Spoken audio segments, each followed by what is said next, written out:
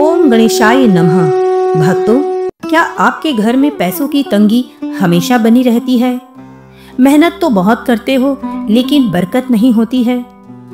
कभी आपने सोचा है कि शायद कोई रुकावट तो नहीं है, कोई बाधा तो नहीं है जो माता लक्ष्मी को आपके घर आने से पहले ही रोक लेती है?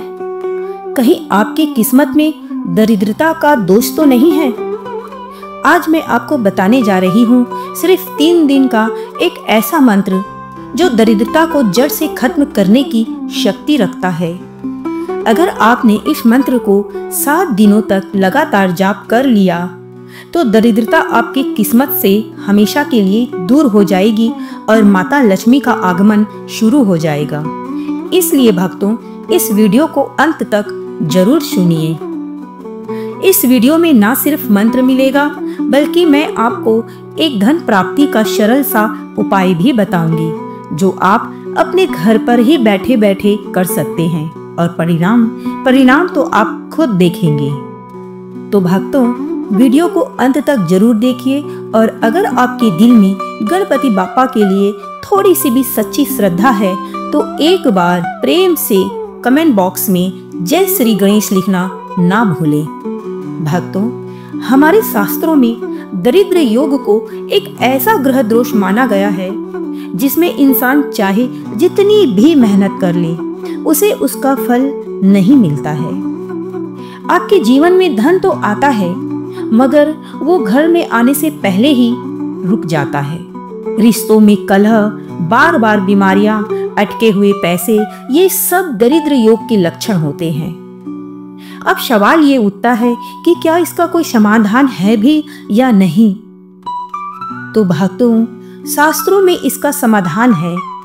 शास्त्रों में बताया गया है कि हम मंत्र के द्वारा हमारे जीवन में, हमारी किस्मत में चाहे कोई भी दोष हो उसे दूर किया जा सकता है। और भक्तों, शास्त्रों के अनुसार माँ लक्ष्मी को प्रसन्न करने के लिए स्वयं ब्रह्मा जी द्वारा ये मंत्र बताया गया है जिसे आज मैं आपके लिए लेकर के आई हूँ। लेकिन उससे पहले आज का उपाय हम आपको बताते हैं। भक्तों, उपाय कुछ इस प्रकार है कि आपको बुधवार की सुबह स्नान करके साफ पीले कलर के वस्त्र पहनने हैं। अपने घर के मंदिर में गणेश जी की मूर्ति या अगर मूर्ति नहीं है तो आप तस्वीर भी रख सकते हैं और उनके सामने एक सच्चे मन से दीपक जलाइए। भक्तों, गणपति बापा को ध्रुआ बहुत ज्यादा पसंद है। अगर ऐसे में आप बुधवार के दिन गणपति बापा को 7, 11, 21 आपसे जितना हो सके उतनी ध्रुआ चढ़ाएं और 11 गुड़ के छोटे छोटे टुकड़े चढ़ाएं और सुपारी अर्पित करें। अब हम जो आपको मंत्र बता रहे हैं उस मंत्र का जाप आपको 108 बार के लिए करना है। ध्यान रखिए कि मंत्र आपको पूरे 108 बार के लिए ही श्रवण करना है। अगर हो सके तो इससे ज्यादा करिए लेकिन इससे कम नहीं चलेगा। भक्तों, जाप के बाद विनम्रता से बापा से प्रार्थना करें कि हे गणपति बापा, मेरे जीवन से दरिद्रता को दूर करें और मुझे सदैव धन, बुद्धि और सुख का आशीर्वाद दें। पूजा के बाद वह गुड़ पक्षियों को खिला दें और ध्रुआ को बहते हुए जल में प्रवाहित कर दिए। भक्तों, इस उपाय को आपको लगातार 5 या 7 बुधवार करना है। यह उपाय करते समय आपके मन में पूर्ण श्रद्धा और शुद्धता का भार होना चाहिए। भक्तों, हमारे बापा भाव के भूखे हैं। अगर आपने सच्चे मन से उन्हें पुकारा है तो आज आपके घर धन की वर्षा होना निश्चित है। तो एक बार प्रेम से बोलिए गणपति बाप्पा मोरिया। तो चलिए आज के इस धन प्राप्ति मंत्र को पूरे सच्चे मन भाव से श्रवण करते हैं। एकदंताय विद्महे वक्रतुंडाय धीमहि तन्नो दन्ति प्रचोदयात्। एकदंताय विद्महे वक्रतुंडाय धीमहि तन्नो दन्ति प्रचोदयात्। एकदन्ताय विद्महे वक्रतुण्डाय धीमहि तन्नो दन्ती प्रचोदयात्। एकदन्ताय विद्महे वक्रतुण्डाय धीमहि तन्नो दन्ती प्रचोदयात्। एकदन्ताय विद्महे वक्रतुण्डाय धीमहि तन्नो दन्ती प्रचोदयात्। एकदन्ताय विद्महे वक्रतुण्डाय धीमहि तन्नो दन्ती प्रचोदयात्। एकदन्ताय विद्महे वक्रतुण्डाय धीमहि तन्नो दन्ती प्रचोदयात्। एकदन्ताय विद्महे वक्रतुण्डाय धीमहि तन्नो दन्ती प्रचोदयात्। एकदन्ताय विद्महे वक्रतुण्डाय धीमहि तन्नो दन्ती प्रचोदयात्। एकदन्ताय विद्महे वक्रतुण्डाय धीमहि तन्नो दन्ती प्रचोदयात्। एकदन्ताय विद्महे वक्रतुण्डाय धीमहि तन्नो दन्ती प्रचोदयात्। एकदन्ताय विद्महे वक्रतुण्डाय धीमहि तन्नो दन्ती प्रचोदयात्। एकदन्ताय विद्महे वक्रतुण्डाय धीमहि तन्नो दन्ती प्रचोदयात्। एकदन्ताय विद्महे वक्रतुण्डाय धीमहि तन्नो दन्ती प्रचोदयात्। एकदन्ताय विद्महे वक्रतुण्डाय धीमहि तन्नो दन्ती प्रचोदयात्। एकदन्ताय विद्महे वक्रतुण्डाय धीमहि तन्नो दन्ती प्रचोदयात्। एकदन्ताय विद्महे वक्रतुण्डाय धीमहि तन्नो दन्ती प्रचोदयात्। एकदन्ताय विद्महे वक्रतुण्डाय धीमहि तन्नो दन्ती प्रचोदयात्।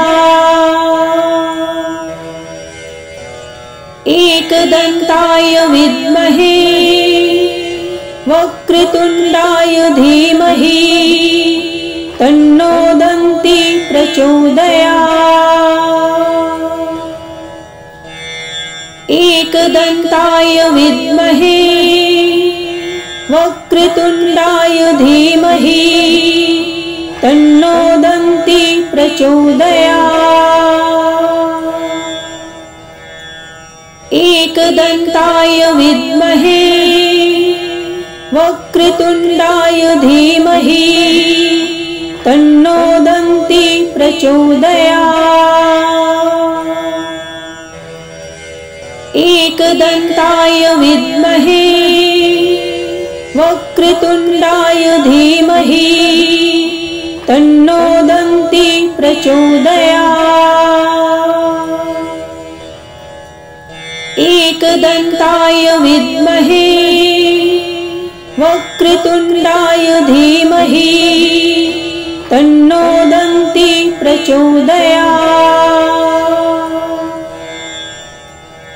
एकदन्ताय विद्महे वक्रतुण्डाय धीमहि तन्नो दन्ती प्रचोदयात्। एकदन्ताय विद्महे वक्रतुण्डाय धीमहि तन्नो दन्ती प्रचोदयात्। एकदन्ताय विद्महे वक्रतुण्डाय धीमहि तन्नो दन्ती प्रचोदयात्। एकदन्ताय विद्महे वक्रतुण्डाय धीमहि तन्नो दन्ती प्रचोदयात्। एकदन्ताय विद्महे वक्रतुण्डाय धीमहि तन्नो दन्ती प्रचोदयात्। एकदन्ताय विद्महे वक्रतुण्डाय धीमहि तन्नो दन्ती प्रचोदयात्। एकदन्ताय विद्महे वक्रतुण्डाय धीमहि तन्नो दन्ती प्रचोदयात्। एकदन्ताय विद्महे वक्रतुण्डाय धीमहि तन्नो दन्ती प्रचोदयात्। एकदन्ताय विद्महे वक्रतुण्डाय धीमहि तन्नो दन्ती प्रचोदयात्। एकदन्ताय विद्महे वक्रतुण्डाय धीमहि तन्नो दन्ती प्रचोदयात्।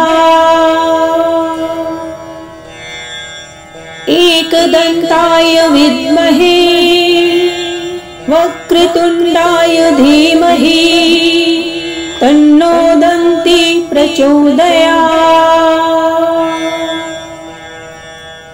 एकदन्ताय विद्महे वक्रतुण्डाय धीमहि तन्नो दन्ती प्रचोदयात्। एकदन्ताय विद्महे वक्रतुण्डाय धीमहि तन्नो दन्ती प्रचोदयात्। एकदन्ताय विद्महे वक्रतुण्डाय धीमहि तन्नो दन्ती प्रचोदयात्। एकदन्ताय विद्महे वक्रतुण्डाय धीमहि तन्नो दन्ती प्रचोदयात्। एकदन्ताय विद्महे वक्रतुण्डाय धीमहि तन्नो दन्ती प्रचोदयात्। एकदन्ताय विद्महे वक्रतुण्डाय धीमहि तन्नो दन्ती प्रचोदयात्। एकदन्ताय विद्महे वक्रतुण्डाय धीमहि तन्नो दन्ती प्रचोदयात्। एकदन्ताय विद्महे वक्रतुण्डाय धीमहि तन्नो दन्ती प्रचोदयात्। एकदन्ताय विद्महे वक्रतुण्डाय धीमहि तन्नो दन्ती प्रचोदयात्। एकदन्ताय विद्महे वक्रतुण्डाय धीमहि तन्नो दन्ती प्रचोदयात्। एकदन्ताय विद्महे वक्रतुण्डाय धीमहि तन्नो दन्ती प्रचोदयात्। एकदन्ताय विद्महे वक्रतुण्डाय धीमहि तन्नो दन्ती प्रचोदयात्। एकदन्ताय विद्महे वक्रतुण्डाय धीमहि तन्नो दन्ती प्रचोदयात्। एकदन्ताय विद्महे वक्रतुण्डाय धीमहि तन्नो दन्ती प्रचोदयात्। एकदन्ताय विद्महे वक्रतुण्डाय धीमहि तन्नो दन्ती प्रचोदयात्। एकदन्ताय विद्महे वक्रतुण्डाय धीमहि तन्नो दन्ती प्रचोदयात्। एकदन्ताय विद्महे वक्रतुण्डाय धीमहि तन्नो दन्ती प्रचोदयात्।